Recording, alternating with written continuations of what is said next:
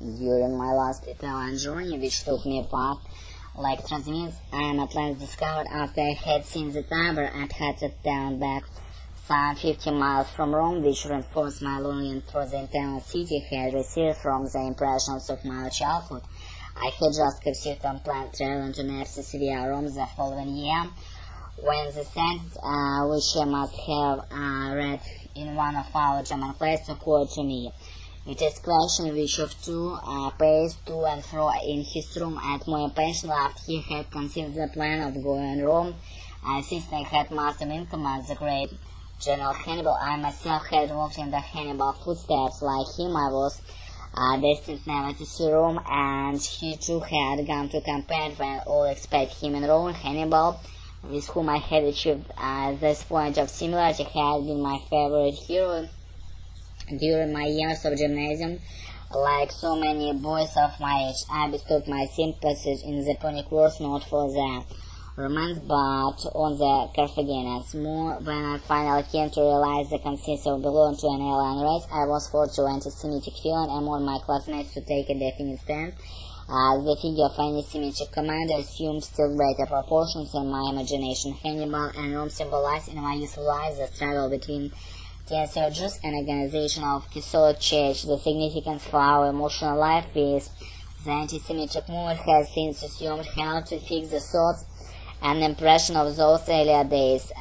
Thus, the desire to go to Rome has, in my dream life, become the masking symbol for a number of formerly cherished vices. For realization, one had to work with the tendency and single-mindedness of the Punic general. Through its fulfillment, at times seemed as remote as cannibal life was, wished to enter Rome. And now, for the first time, I happened upon the usefulness experience which even today still expresses its power in all emotions and dreams. I might have been 10 or 12 years old when my father began to take me with him on his walk in his conversation to reveal his views on the things of this world. Thus it was he once told me the following incident in order to show me that I had been born into happier times than me. When I was a young man, I was walking one Saturday along the street in the village where you were born. I was well dressed and with a new fur cap on my head. Up comes the Christian who knocks my cap into the mat and shouts, "Jude, get out of payment." And what did you do? I went into the street and picked up the cap. He came to reply that did not seem heroic on the part of the big strong man who was leading me.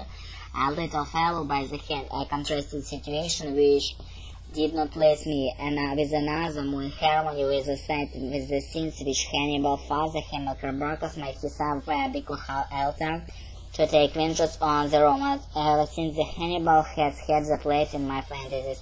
I think I can trace my enthusiasm for the Carthaginian general still for the back end of my shell, so that's probably only an instance of already established emotional relationship being transferred to a new vehicle. One of the first books which fell into my childish hands after I learned which was first consulted and employer remembers the pasted on the front backs of my books little labels bearing the names of imperial marshals, and that at the time Cena, a GMAT, was already my allowed favorite. This preference is doubtless also to be explained by the fact of my Repetitore